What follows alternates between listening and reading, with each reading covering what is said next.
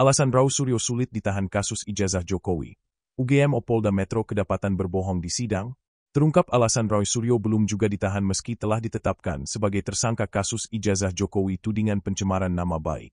Ketua Komisi 3 DPR RI, Habibur Rahman menyebut Roy Suryo CS menjadi korban KUHP baru.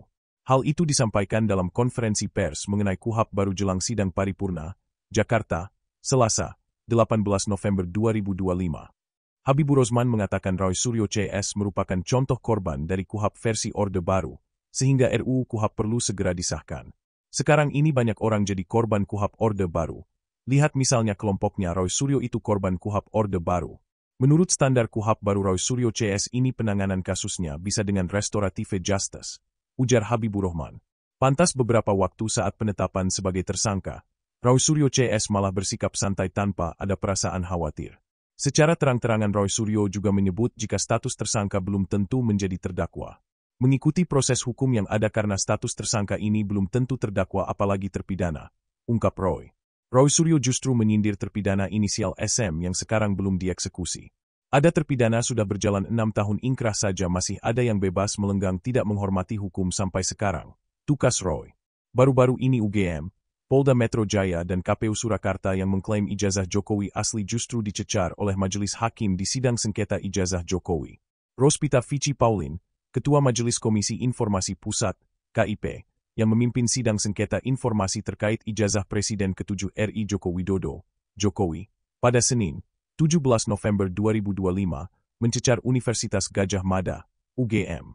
Dalam persidangan, Ketua Majelis KIP, Rospita Vici Paulin, menyoroti jawaban UGM sebagai respons permohonan melalui surat tertanggal 14 Agustus yang sebelumnya dikirimkan kepada pemohon informasi. Ia mempertanyakan alasan balasan tersebut tidak menggunakan kop resmi universitas.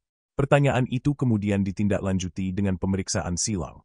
Rospita meminta pemohon mengecek ulang email yang diterima untuk memastikan bentuk jawaban yang dikirim oleh UGM.